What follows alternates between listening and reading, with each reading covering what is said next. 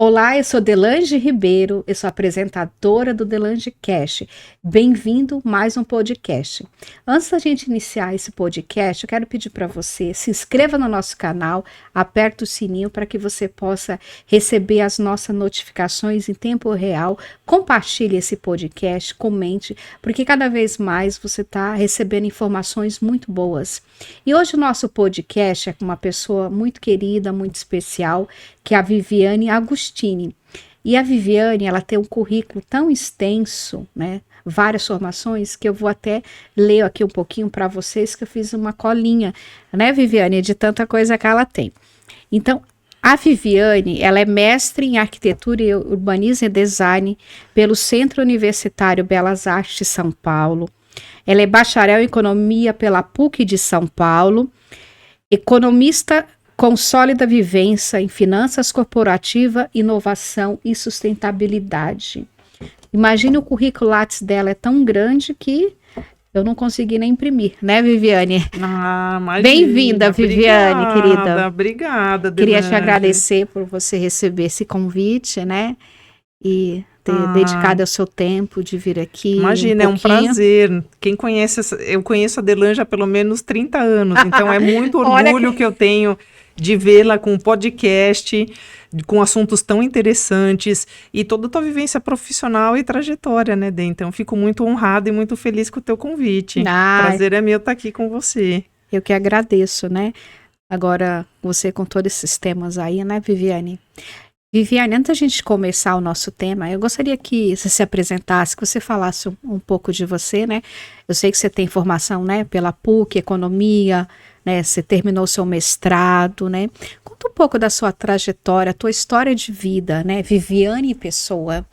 A Viviane Pessoa? É. Então, a Viviane Pessoa sempre foi muito curiosa, né? Eu sempre tive muita curiosidade de conhecer assuntos diferentes, interessada, sempre muito estudiosa, graças a Deus com uma família maravilhosa, que sempre me apoiou, né? Eu sempre tive apoio tanto do meu pai, da minha mãe, de seguir em frente. Então, Viviane Pessoa é uma pessoa feliz, grata com a vida, grata a Deus, e é isso, sempre buscando ser melhor do que eu fui ontem. Ou sempre curiosa, né? Então, assim, é um assunto que talvez eu não domine, eu vou lá e faço. Eu quero aprender, quero algo novo. Então, eu tenho sede por conhecimento. Então, é essa Viviane, é a sede por conhecimento, pela vida e por estar junto com pessoas que eu amo, que me fazem feliz. Viviane, como eu te conheço há muitos anos, você sempre foi, eu falo, sempre teve suas inovações, né? Estava sempre buscando coisa. O que te levou a fazer economia? Você já tinha essa ideia na sua cabeça? Então, a minha escolha por economia, quando eu estava iniciando na faculdade, eu entrei em serviço social. Conta essa história aí de serviço social. Nós nos conhecemos no curso de serviço social, né? Eu conheci a Delange no curso de serviço social, na PUC, e eu cursei até o segundo ano de serviço social. E aí, obviamente, na PUC, sempre teve a opção de a gente fazer matérias optativas. E eu me interessei demais pela disciplina de economia. E aí eu prestei um novo vestibular e passei em Ciências Econômicas na PUC. E a minha grande inspiração sempre foi a Zélia Cardoso de Mello, que era uma economista que estava como ministra na época. Então foi uma das minhas inspirações. Eu falei, nossa, que bacana, tem uma mulher que é economista, que, né, é responsável pelo Brasil, né? Então fiquei muito feliz, assim, essa foi a minha escolha. E aí a Viviane saiu do serviço social, me deixou lá no curso e foi fazer economia, né?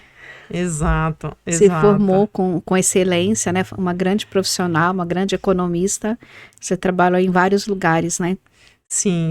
Eu trabalhei desde de banco até consultoria econômica e em grandes indústrias.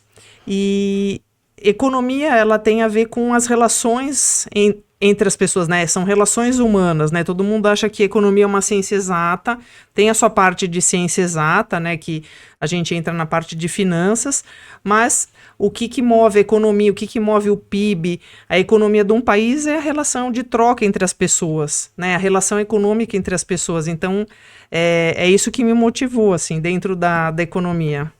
Viviane, e em toda a sua trajetória, assim, quais foram as maiores dificuldades que você teve?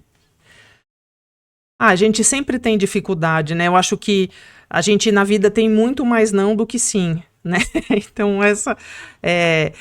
e cada não que eu sempre recebia, eu falava assim, não, mas é isso que eu quero. Eu acho que a gente ter a certeza do que a gente quer e seguir em frente, é isso que importa.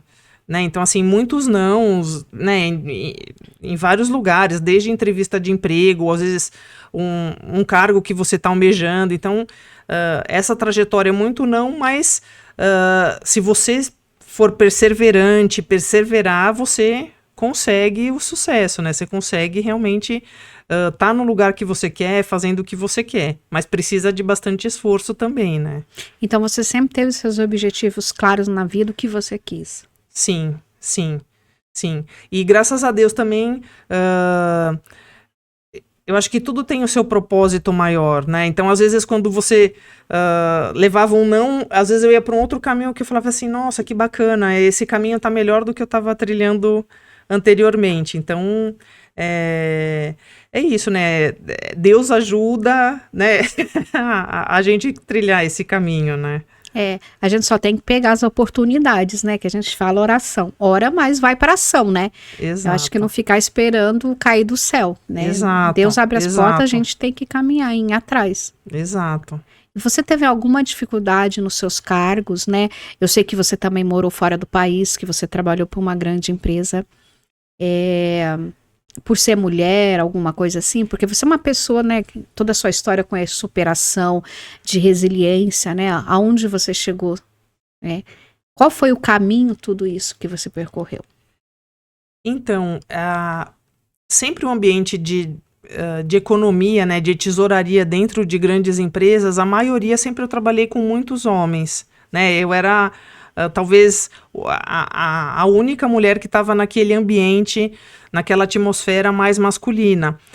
E é muito engraçado que, assim, você vê as comparações, até diferença de salários, né? Às vezes até pela sua mesma atividade que meus colegas, mas é engraçado que eu sempre passei por cima, assim, eu nunca deixei ou alguma piadinha, algum comentário, ou às vezes talvez uma não promoção minha, que não me deixasse afetada, né? Eu sempre olhei para frente, assim, o que tá à frente, né? O que isso quer me dizer? Eu sempre sublimei e não dei valor, né? A mesma coisa assim, não dei importância para aquela atmosfera, né? Então, eu me apeguei no que era positivo. Então, o que era positivo era ter a minha carreira, fazer a minha entrega e continuar. Né? Então, eu tive essa experiência, né, internacional, eu morei em Singapura, na Ásia.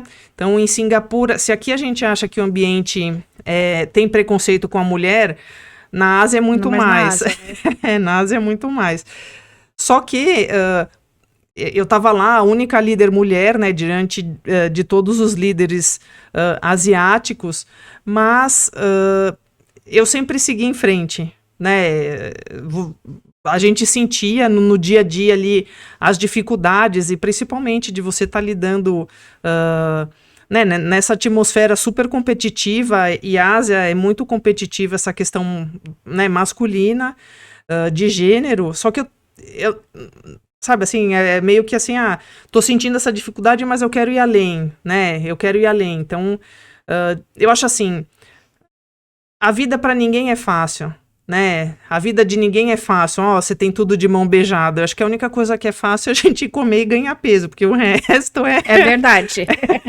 A única coisa que a gente faz que é fácil é isso. O resto é muito trabalho, é muita persistência, é acreditar no que está à frente, né? E eu acho que ter os objetivos claros, né, do que as pessoas querem para si ir atrás e lutar por isso, né? Sim. E você morou lá fora, um país, na mais a Ásia, um país totalmente, né, um pouco fechado, Singapura, essas questões da mulher.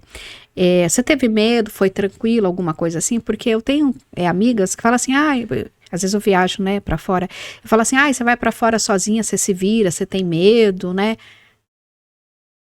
Então, a minha família, né, eu sempre tive mulheres muito fortes.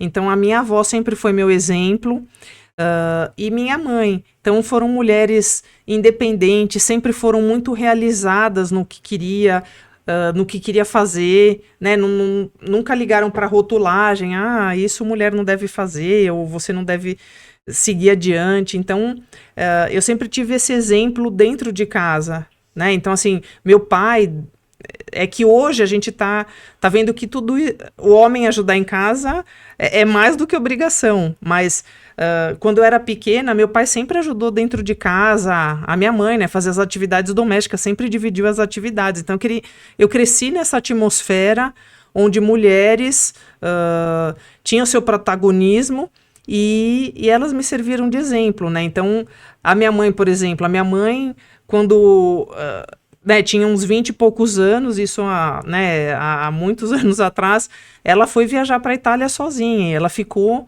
um período lá na Europa. E a mesma coisa, quando eu fui para a Ásia, para Singapura, sou casada e meu marido, né, em conversa, eu expliquei muito bem que essa oportunidade seria uma chance única na minha vida e eu fui lá, né, eu fiquei um período sem o meu marido. Então, assim, tem dificuldade, né? Eu acho que todo momento a gente fala assim, não, agora eu vou parar, não vou mais seguir em frente, mas não, tem que persistir, né? Dificuldade tem, né? Tem bastante dificuldade. Então, mas é persistir, né? Eu acho assim, que saber o que a gente quer e não deixar se abater por essas coisas, né? Ó, o meu caminho é esse, não importa o que fizer, eu vou seguir em frente, vou rumo ao meu objetivo, né? Sim, Isso sim. que é importante. E Viviane, como você, né, se formou em economia, eu conheço vários jovens que vão prestar agora o vestibular para economia, né? Temos na faculdade. O que você diria para essa galera hoje que vai fazer economia, que tem um sonho? Qual o seu conselho? Eu sou apaixonada por economia, porque economia o curso de economia consegue te abrir horizontes, né? Ou ter uma percepção, olha, o mundo está acontecendo isso no mundo porque as relações humanas elas estão relacionadas, né? A relação dos países, a economia dos países é uma engrenagem, né? Então, eu acho ótimo porque você consegue ter uma visão ampla, né? Por exemplo, macroeconomia você consegue ter uma noção do que o seu país aqui, o que a taxa de juros do Brasil pode ter a ver com outros países aqui da América do Sul, né? O nosso bloco aqui, América do Sul, ou o que a taxa dos Estados Unidos repercute aqui nas finanças de toda a nossa economia, né? De todo o país.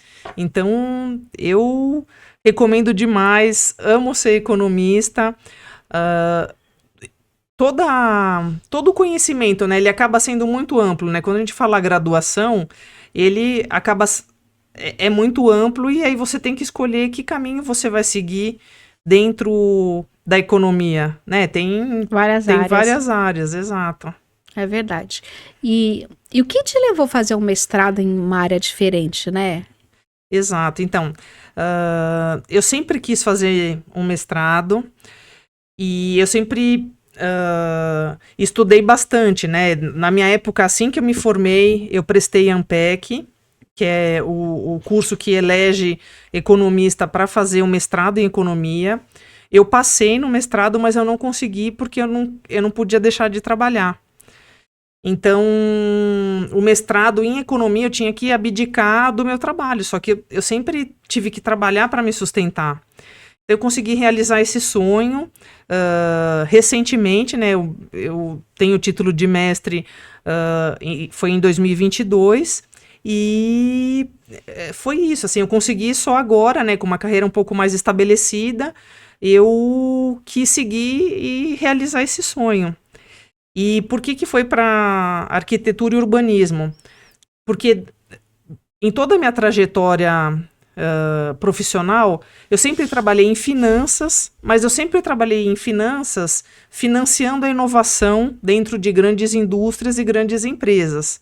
Então, essa possibilidade de você sempre ver um projeto, né? Então, por exemplo, imagina uma grande indústria, ela depende da inovação para ela viver, porque ela tem que trocar maquinário, ela tem que trocar equipamento, ela tem que trocar processos, e é isso que eu sempre fiz dentro das empresas.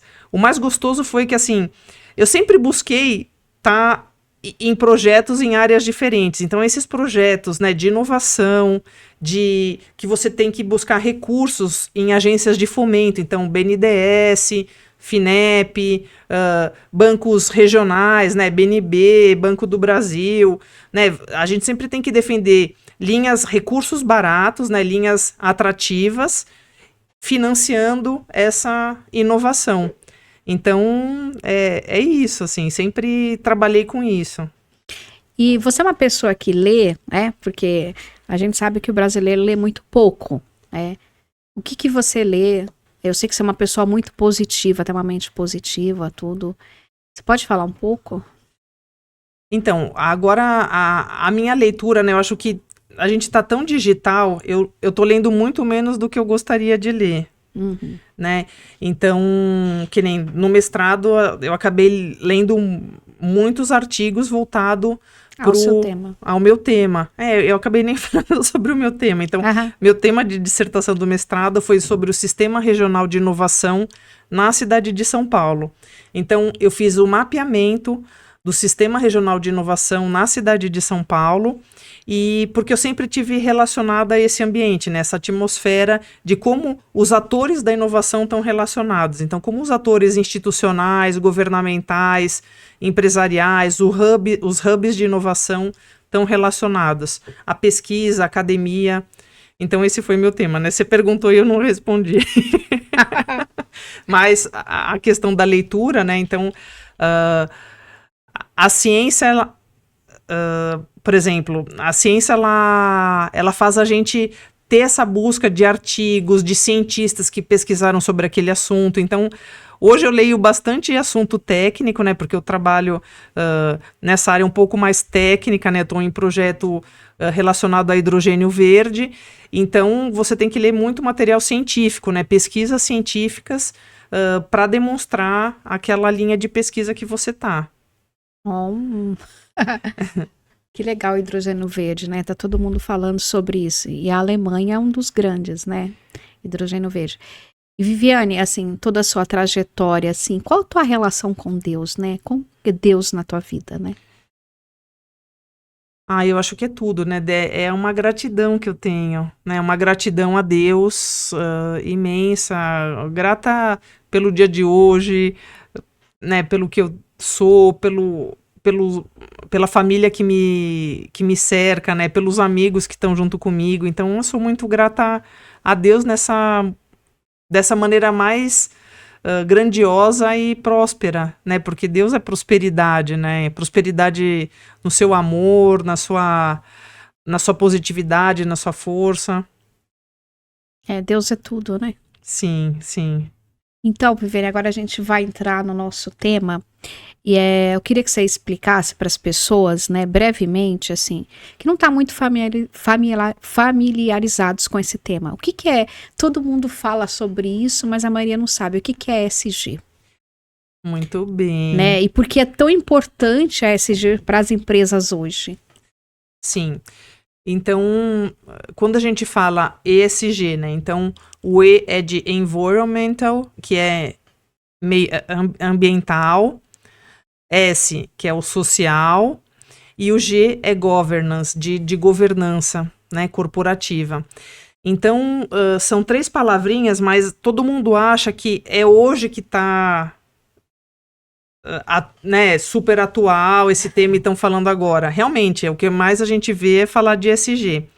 Mas a história, toda a trajetória que a gente tem, né, é de anos, né, atrás ali. Então, a gente começa a ter os princípios de mudança climática quando você começa a ter a cooperação entre as partes, né, que são os eventos que tiveram mundiais que todos os países pararam para pensar, falando assim, não, a gente tem que fazer alguma coisa em relação às mudanças climáticas. E isso vem desde a Conferência de Estocolmo, que é na década de 76.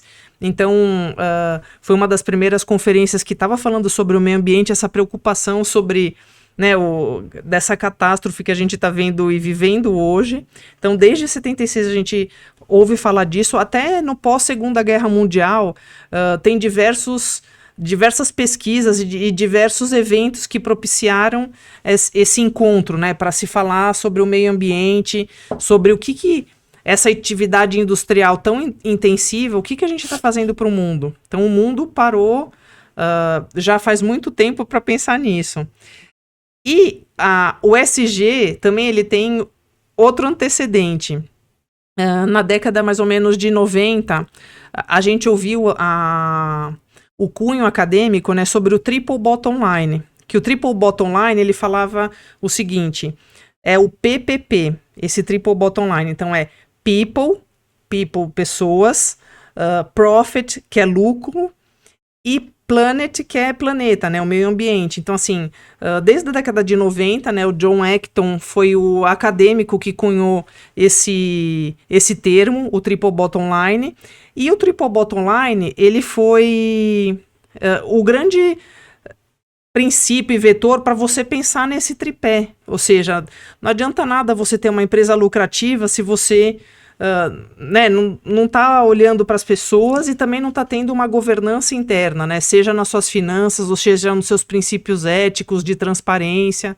Então, ESG contempla essa transparência, né, essa transparência de propósito para as empresas. Né, as empresas não têm que fingir que são, elas têm que mostrar que são. Né? Então, assim, a gente tem que buscar isso, né? Buscar a verdade das empresas, né? Quais as ações que as empresas precisam mostrar que elas estão de acordo com a ESG? Então, tem diversas maneiras, né? Obviamente, é sempre assim, você olhar internamente e falar, poxa, o que realmente eu preciso deixar a minha marca no mundo, né? Que hoje as empresas, elas são avaliadas não só pelos seus clientes, mas por todo o seu público de interesse. Então, a gente chama o meu público, né, o público de interesse que está relacionado à sua atividade, então, está relacionado aos seus stakeholders. Né? Então, os stakeholders são os seus clientes, fornecedores, seus colaboradores, né, que a gente sempre esquece, sim, nunca quase ninguém menciona, mas os seus colaboradores são o seu principal stakeholder dentro da tua companhia. Ele que avalia o que você faz, ele que está sabendo né, o que você está colocando lá como princípio, como cultura verdadeira ali para a empresa rodar no dia a dia. Né? Então, é isso. Qual que é o seu público de interesse que está olhando a tua empresa e tendo ações efetivas na companhia para ela ser ESG. Né? Não adianta você falar, você tem que ter na prática. E essa prática, sempre como eu trabalhei em empresas de capital aberto, né? Ou seja, são listadas em bolsa, e essas empresas elas têm obrigatoriedade de fazer reportes anuais. Então, assim, todo ano as empresas têm que mostrar os seus indicativos nessas 3 esferas, então ambiental, social e de governança, tem que mostrar esses indicadores. Então, assim, são mensurações que as grandes empresas elas têm que apresentar. Olha, você tem que mostrar que você está tendo inclusão de gênero, você tem que mostrar que você está fazendo alguma coisa pelo ambiente, se você está dando em troca para a comunidade, dado o impacto da sua atividade. Então, é super importante. Né? Hoje em dia, qualquer empresa que não adotar ESG vai estar... Enfim, vai estar muito ruim, né? E você acha que as empresas, hoje, elas já têm consciência disso, do que é ESG? Vem melhorando bastante, né? Vem melhorando bastante. Então, hoje, há 20 anos atrás, né? Quando você começa os primeiros reportes de sustentabilidade, então a gente começou, por exemplo, quando que começa esses reportes de sustentabilidade. Então, ele começa mais ou menos em 1999, a Standard, a Bolsa, né, de Nova York, ela começa a falar assim, olha, empresas que estão listadas aqui vão ter que fazer um reporte nessas esferas, me mostrar os indicativos para que os acionistas invistam nela, né? Então, assim, desde essa época se criou esses relatórios, né? Se criou essa convenção, e aqui no Brasil eu tive a oportunidade de trabalhar numa empresa, né, de capital aberto, que em 2005 começa o índice de sustentabilidade da Bovespa. Então, com o índice de sustentabilidade da Bovespa, as empresas do Brasil tinham que reportar tudo o que elas estavam fazendo nessa esfera de ESG. Então, assim, todo mundo acha que é novo, mas as empresas de capital aberto já fazem isso há pelo menos 20 anos. Né? Então, elas são obrigadas a reportar para todos os seus stakeholders, seus públicos interessados, né, investidores, fornecedores, clientes, colaboradores, como elas estão ano a ano, né? Você falando disso, da questão dos colaboradores, eu queria te perguntar uma coisa se tem a ver com a ESG. O mês passado eu estava fazendo uma consultoria numa instituição e o que me chamou a atenção, assim, que muitos funcionários afastados, né? Aí eu estava falando com a gerente de RH, com crise de ansiedade, com depressão, com burnout, né? Tudo isso. A gente depois vai ter um podcast aqui sobre burnout. Então, assim, é um número muito grande é muito sério, eu achei, né? De funcionários afastados. Aí eu te pergunto assim, a empresa investir do funcionário, cuidar do colaborador, da saúde mental dele, né? Por que tantas pessoas afastadas? Isso faz parte da ESG? Sim, é dos indicadores super importantes e relevantes, né? Você tem lá os indicadores de saúde, você tem indicadores de absenteísmo, você tem os indicadores de acidentes do trabalho. Então, assim, se você abrir um relatório, por exemplo, eu vou dar dica aqui para todo mundo. Se você, no Google, digitar ali a empresa e colocar relatório de sustentabilidade, então, por exemplo, a Natura. Então, se colocar Natura, relatório de sustentabilidade, vocês abrem esse arquivo, você vai ver que ele está reportando nessas 3 esferas. Então, vai estar falando com certeza como está a saúde desse colaborador, o porquê que eu tenho tanta rotatividade. Eles colocam até um índice de rotatividade. Turnover, o turnover eles colocam, né? Então, e por que isso é importante? Por quê? Porque os investidores, todos os meus stakeholders estão me avaliando, né? Então, eles querem também empresas melhores. Então, assim, quando a gente fala para quem que é esse público de interesse, na realidade, é em todas as esferas, né? Hoje, você não consegue fazer uma coisa que é ruim e ficar escondida por muito tempo, né? Então, hoje as empresas têm que ter esse propósito e essa transparência. Então, qualquer empresa hoje, Viviane, ela precisa estar adequada à ESG, ela tem que ter o número X de funcionário, de receita ou não? Por exemplo, se eu abrir a minha empresa que eu tenho 3, 4 funcionários, eu preciso estar de acordo com a ESG ou não? Com certeza sim. Né, com certeza sim, aqui não tem indicador para tão pouco, mas eu acho que assim, se a gente se respaldar em bons princípios, na ética, na transparência, você também está construindo uma pequena empresa, seja com 3 funcionários ou 5, né, ou que seja você e outra pessoa, sempre vai ser a sua verdade, né, a sua verdade como você se relaciona com essa pessoa que você trabalha todos os dias. Então, exatamente, é a ética, é a transparência, né, de você também não prometer um cargo e, sabe, ficar prometendo o cargo e nunca dar esse cargo, né, enfim, veio para ficar ESG, né, então você pode ter uma empresa pequena e você tem que ser verdadeiro. Mas você acha que os gestores, os donos das empresas, eles estão preparados para ESG? Alguns estão preocupados com isso? Eu acho que todos, se a empresa não tiver, em algum momento ela vai sofrer o impacto, né? A gente está sofrendo esse impacto diário, né? Então a gente está fazendo esse podcast em 2024, né? Então, infelizmente, né, a gente também viu essa tragédia climática no Rio Grande do Sul. E a gente vai ver cada vez mais, né? Então, as temperaturas estão mudando.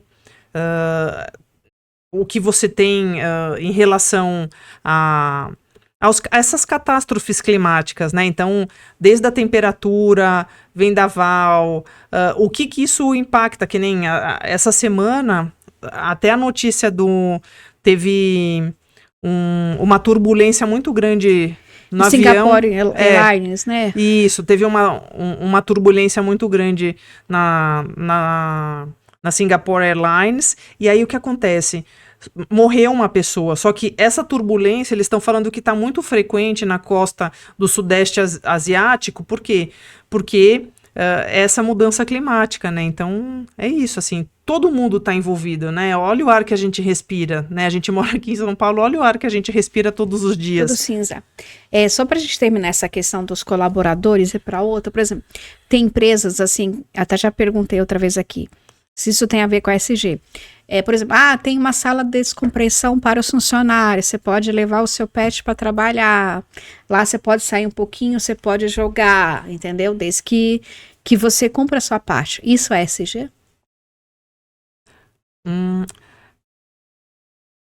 É assim, você está dando maior satisfação para o seu funcionário, mas aí você também tem que fazer uma pesquisa interna para saber se esse funcionário, para ele tem valor ele ter essa sala de compressão, que às vezes o ambiente é tão competitivo que às vezes o funcionário fica até com medo de entrar na sala de descompressão, né? Então a gente vive esse momento também. Às vezes tem aquele ambiente, só que aí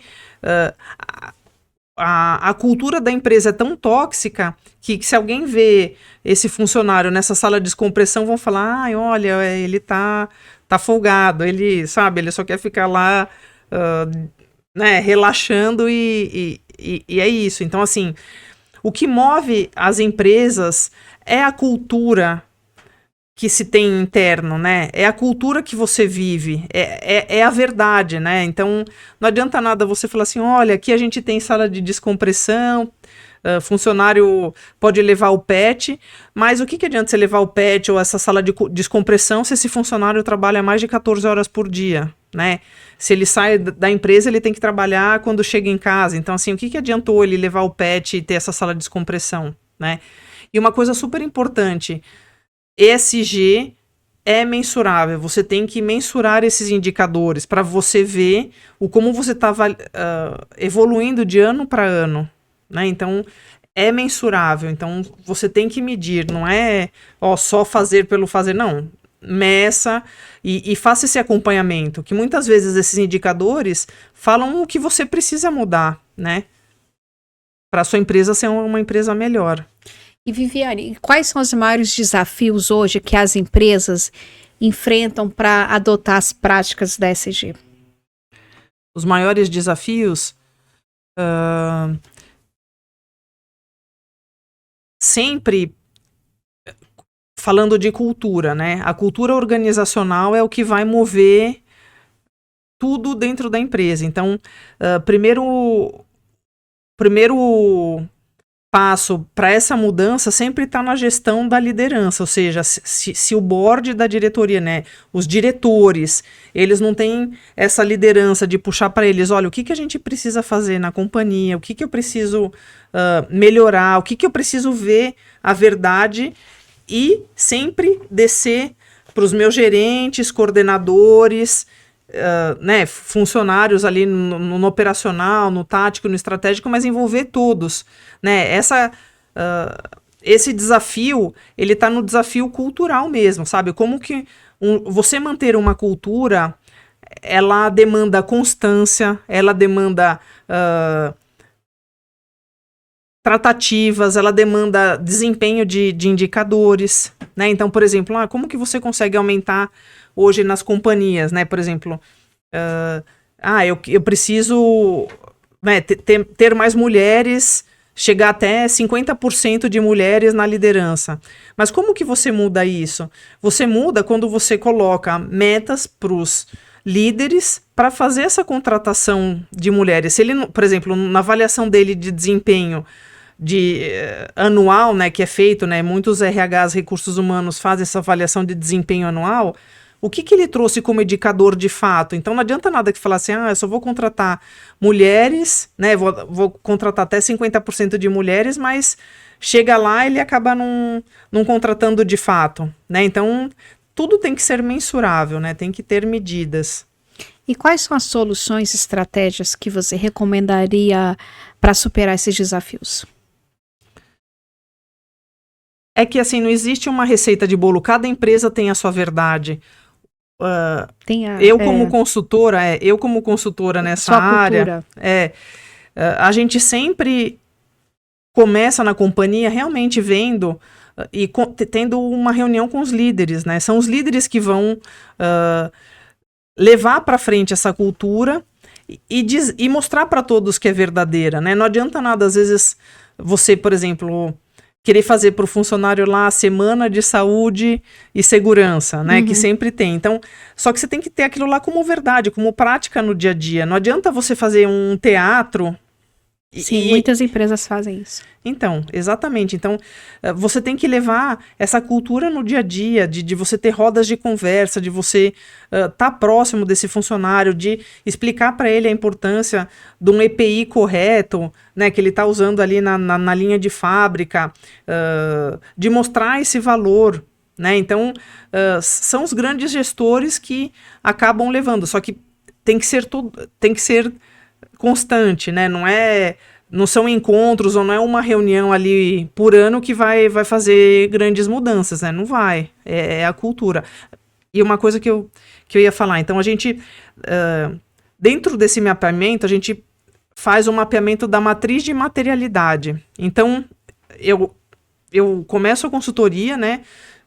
Me reunindo com esses líderes e fazendo com que eles vejam os riscos que estão dentro da companhia. Então, e muitas empresas, elas têm vergonha de admitir que elas estão em algum risco, em alguma, né, em algum indicador que não esteja tão bem. Mas você tem que... é só você aceitando o que não está bem que você consegue mudar. Porque se você fica fingindo que está tudo bem, você não fez nada, né? Então você não mudou. É verdade. Viviane, quais são os principais benefícios que uma empresa pode esperar ao adotar as práticas de ESG? E como você mede o impacto das iniciativas da ESG dentro de uma empresa? Então, esses indicadores, você tem standards desses indicadores, né? Principalmente para as empresas de capital aberto, mas a empresa média ou pequena, ela também pode adotar. Então, por exemplo, na esfera ambiental. Então, como que eu consigo medir o impacto de uma atividade de uma empresa... De química, que tem produtos químicos. Isso, ela tem produto químico. Então, um dos indicadores, a gente sempre faz, por exemplo, um inventário dos gases de efeito estufa relacionado àquela atividade. Então, você passa por uma análise super criteriosa, né, para saber, olha, qual que é o impacto de quando você pega essa matéria-prima, transforma ela na linha industrial e ela sai, né, como distribuição para logística para os meus clientes. Então, quando a gente fala, né, isso está bem relacionado à pegada de carbono, mas a gente começa a pegada de carbono com esse impacto dos gases de efeito estufa de qualquer atividade, que nem a sua atividade, ela também gera impacto, porque você anda de carro, você consome produtos que deixam resíduos.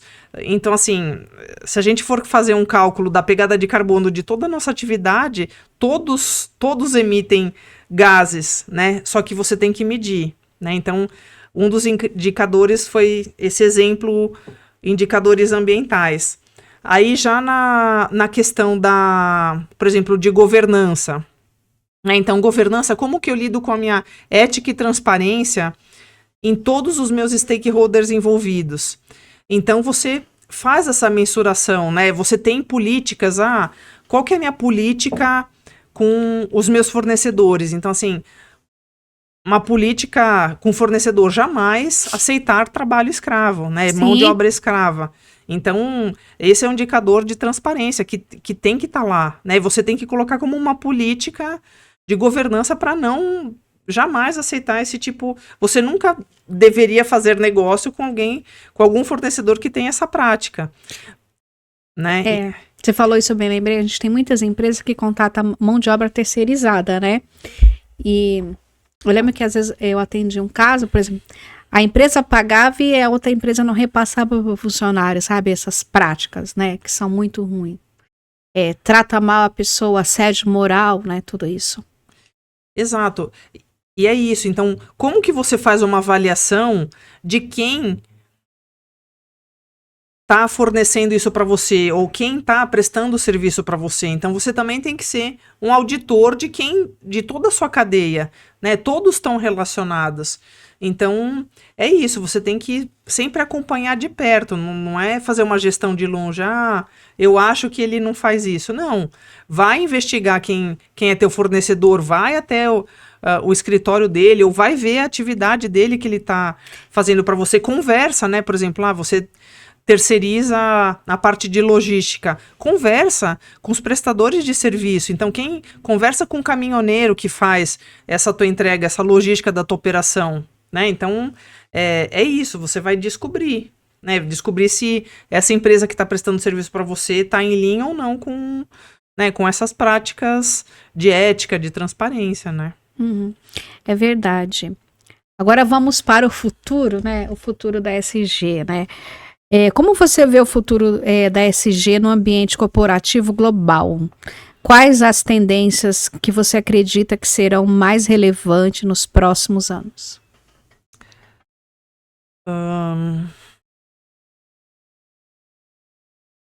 A gente está vivendo essa catástrofe climática, né? Então, se a gente não fizer qualquer ação agora, a gente vai sofrer muito daqui 10, 20 anos, né? Então, virou assim, emergencial, não tem mais para amanhã, né? A gente chega a ver nos oceanos que os corais estão ficando de vermelhos, estão ficando brancos por causa da temperatura interna dos oceanos, que aqueceu demais, ou seja, os resíduos que a gente deixa nos oceanos, né? A gente está matando toda a vida dos oceanos, né? A vida marinha a gente está acabando. Então, assim, a gente tem que fazer alguma coisa, né? Então, assim, as empresas têm que ter sua responsabilidade. Então, o mundo tem essa prática que sempre tem a confederação entre as partes, né, que a gente chama das COPs, onde os países sentam para falar quais são as metas deles para o meio ambiente, o que eles estão fazendo efetivamente para o meio ambiente. Porque tem uma agenda aí, né, Viviane? A agenda 2030, né, da SG, sim, que tem que se cumprir. Você pode explicar um pouquinho dessa agenda? Sim. Então, a agenda 2030... Então, de todas as conferências, né? Então, tem algumas que foram bem emblemáticas. Então, a gente teve a de Estocolmo, né? Que foi na década de 70. Aí a gente teve a Rio 92, que aconteceu aqui no Brasil, que foi no Rio de Janeiro, super importante. Aí a gente tem o primeiro encontro em 97 em Kyoto, né? A COP de Kyoto. E a COP de Kyoto, ela tem uma grande relevância no sentido dos países buscarem essa atitude para um mundo melhor, né? Então, ou seja, o protocolo de Kyoto ele acaba tendo a vigência de 2008 a 2012. Então, o que foi o protocolo de Kyoto? Foi onde os países desenvolvidos falaram assim, a nossa atividade industrial ela tem um impacto severo sobre o meio ambiente, social e tudo mais. Então, a gente precisa ter metas internas de redução do gases efeito estufa. E aí que entra o inventário que eu falei, né, das grandes empresas que elas fazem, elas convertem todos os gases daquela atividade industrial equivalente a gás carbônico, né? Então, o quanto que toda a minha atividade tem essa pegada de carbono. Então a gente chega até 2012, né? A vigência foi do protocolo de Kyoto. Em 2015, nós tivemos a agenda do Acordo de Paris, e é no Acordo de Paris onde que foi convencionado os Objetivos de Desenvolvimento Sustentável da ONU, né, da UNFCCC, ou seja, Nações Unidas, né, para a mudança climática, né? Então, é isso, onde foi convencionado os 17 objetivos... 17 ODs, né? Os 17 Objetivos de Desenvolvimento Sustentável da ONU. Então, e essa agenda, ela está fazendo com que as empresas tenham metas claras desses 17 objetivos para chegar em 2030 de falar assim, olha, nós conseguimos fazer alguma coisa pelo mundo, né? Então, um dos objetivos é a erradicação da fome, né? Imagina, a gente está num país, não no país, no mundo, onde pessoas morrem de fome diariamente, né? Sim. Então, a gente tem a insegurança alimentar de bilhões de pessoas, né? Então, como que os países pensam de trabalhar com esse objetivo? Como que a gente consegue erradicar a fome, né? Então, a gente tem também o objetivo de educação. Educação é o que está relacionado... Todos os ODS, eles estão relacionados entre si. Mas eu acho assim, quando eu vejo educação é o que vai transformar todos, né? Então, um país sem educação não transforma a sua sociedade, não transforma, né, as relações, não transforma as empresas. Sem educação, a gente não faz nada, né? E é verdade, você falou uma coisa de educação que eu me lembrei, que você estava falando do protocolo de Kyoto. Você acha que esses países desenvolvidos, tem uma questão mais de educação, como o Japão, outro dia eu estava vendo, por exemplo, quando teve a Copa do Mundo no Japão, a última teve uma no Qatar, né, no Qatar, a última, E aí, por exemplo, os japoneses, né, falando deles, eles estão no estádio, eles limpam todo o estádio, né, eles recolhem o lixo deles, eles já têm uma educação, por exemplo, você anda em Tóquio, dificilmente você encontra uma lixeira, né, você tem que andar com a sua colinha para pôr o teu lixo, eles têm uma consciência muito dessa questão do lixo, porque eles acreditam, não vou sujar a minha casa, a cidade. E até esse dia eu estava vendo uma reportagem no Monte Fuji, no Japão, teve várias empresas lá que subiram o muro para que as pessoas não ficassem fotografando o Monte Fuji, porque eles estavam fazendo bagunça, eles estavam jogando lixo na rua. Então, assim, estão desorganizando a nossa casa, né? Então, o Japão tem muito essa questão do lixo, né? Da limpeza. Então, e está relacionado à educação, né? Educação, pensa, se aqui no Brasil a gente fosse treinado para isso, né? Então, no Japão, as crianças são treinadas até para a questão de terremoto. Como que elas vão fazer se caso tiver um terremoto? Então, elas foram treinadas desde pequena, né? Então, a educação, ela tem esse papel fabuloso e grandioso de transformar um país, uma sociedade, né? Então, assim, se nós aprendêssemos desde pequenos a ter comportamentos corretos, de pensar no coletivo, né? Nunca é individual, é sempre o coletivo, não é... o que eu estou fazendo? Esse é meu copo, eu não vou pegar o do outro. Não, eles pensam sempre no outro, eles pensam no coletivo. Se o outro não fez, eu vou fazer pelo outro, né? Então, aqui a gente tem essa cultura, essa maneira que a gente não foi criado desde pequeno a pensar desse jeito, né? De pensar no coletivo. Obviamente que eu vejo, né, diversas iniciativas hoje, né, de inclusão, de você educar melhor, eu acho que a gente está passando por uma transformação, né? Então, e essa transformação vem através da educação, né? Educação é tudo, né? O Japão tem toda essa consciência do coletivo. Quando teve aquele terremoto lá em 2011, as pessoas se uniam, elas iam no mercado, cada um comprava, tipo assim, uma peça de cada, de arroz, de feijão, pensando no outro, no coletivo. O Japão sempre pensou muito nisso. E a gente viu agora no Rio Grande do Sul, né? Isso que aconteceu. As pessoas, elas estavam assaltando a casa das outras pessoas, sabe? Que perderam tudo, elas estavam roubando, tem gente se aproveitando disso, sabe? Então, assim, falta um pensamento coletivo, é muito triste. Para resgatar as pessoas, tinha gente que estava cobrando, sabe? Não deixava os voluntários chegar. Então, sabe, é muito triste isso. né? Essa Sim. questão do coletivo. Como é que a pessoa morrendo lá, você vai, entra e rouba a casa dela? Não é inexplicável, né? Inaceitável.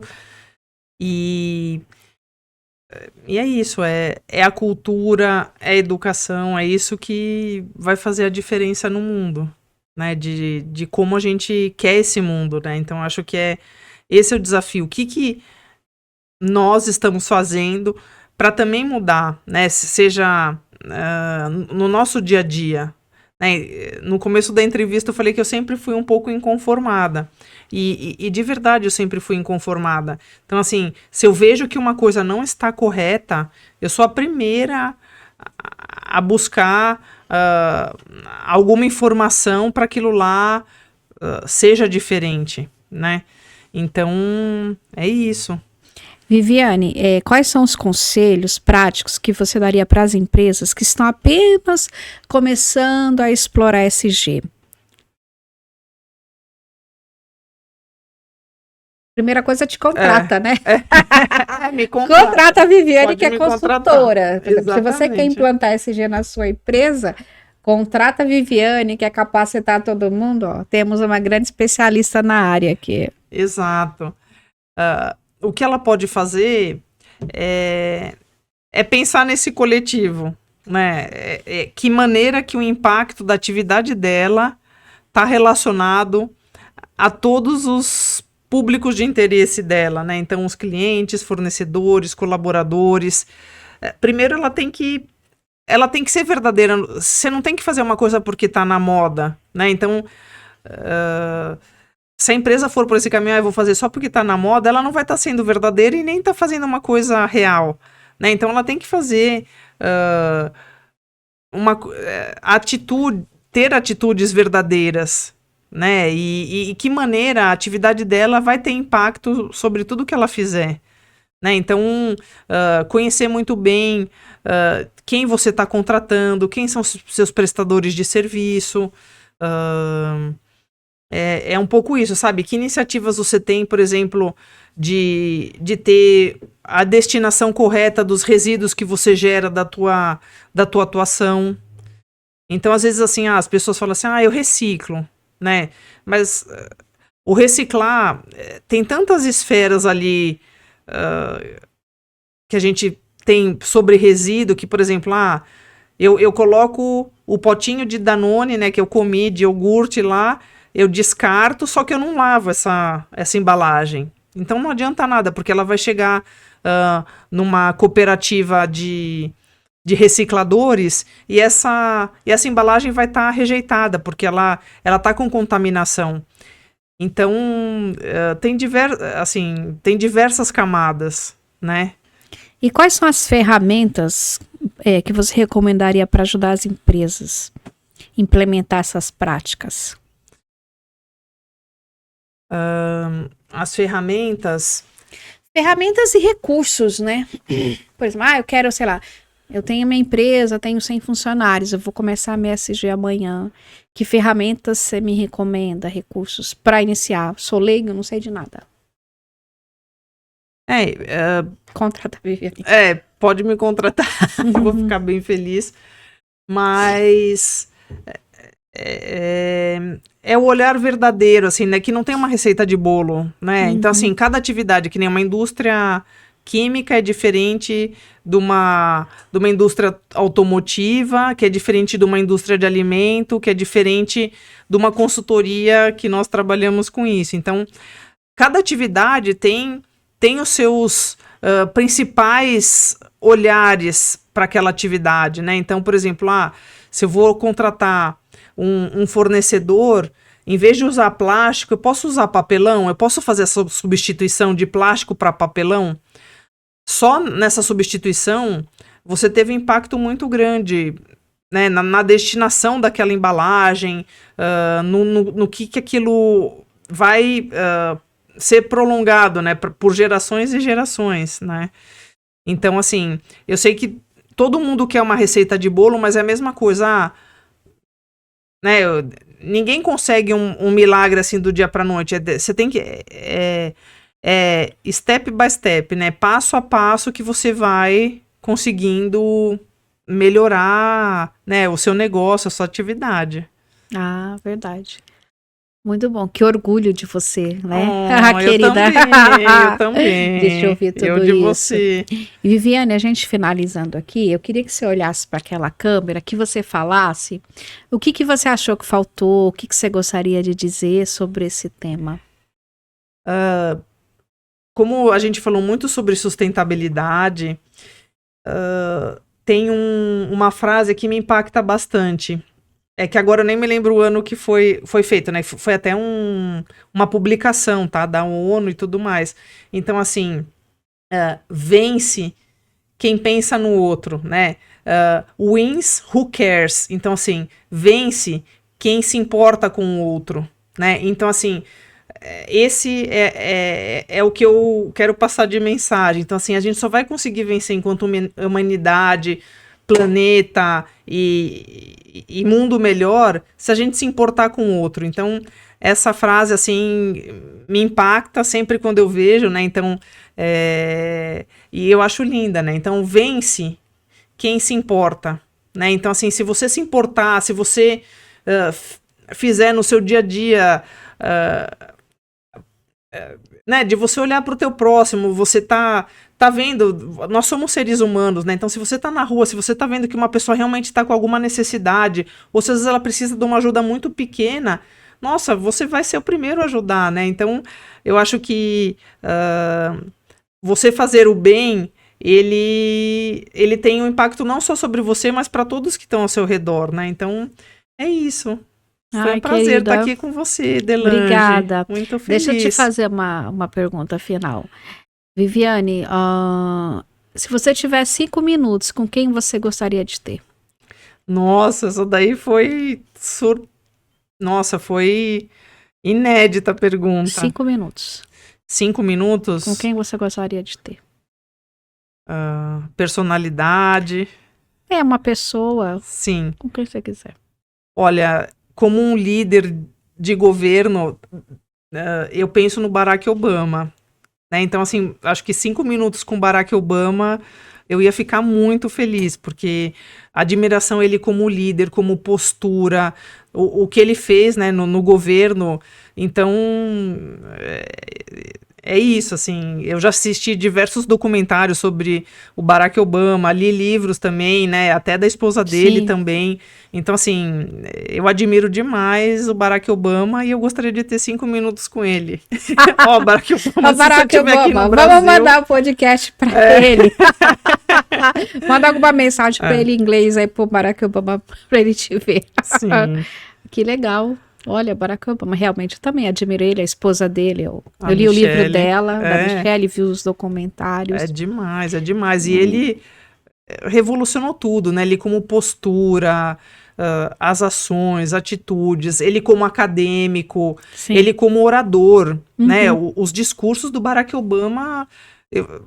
Eu vibro, assim, cada vez que você vê ele, em qualquer discurso que ele tá, seja em palestra, seja em grandes audiências globais, né, de países, ele é fantástico, assim, eu acho ele, admiro demais, demais, demais. O casal, né, que virou o casal, né, virou ele e a Michelle, então... maravilhoso, a família, né, as filhas, como eles criaram, tudo, muito bacana, assim, né, que legal. Obrigada, querida. Muito obrigada, minha amiga querida. Obrigada, que orgulho de você. Eu também, muito orgulhosa de você. Olha, essa mulher aqui, eu tenho muita admiração. Eu também por essa mulher. É isso aí. Se você gostou do podcast, por favor, compartilhe, comente. Não deixe de se inscrever, que é um assunto super importante, um assunto que está em pauta hoje sobre a ESG. E se você precisar que a Viviane implante a ESG na sua empresa, contate a nossa consultora aqui, especialista em ESG e carbono verde. Depois eu vou te convidar para falar sobre carbono verde. Então tá bom. Obrigada, viu, querida? Obrigada, Deus te abençoe. Amém, você também.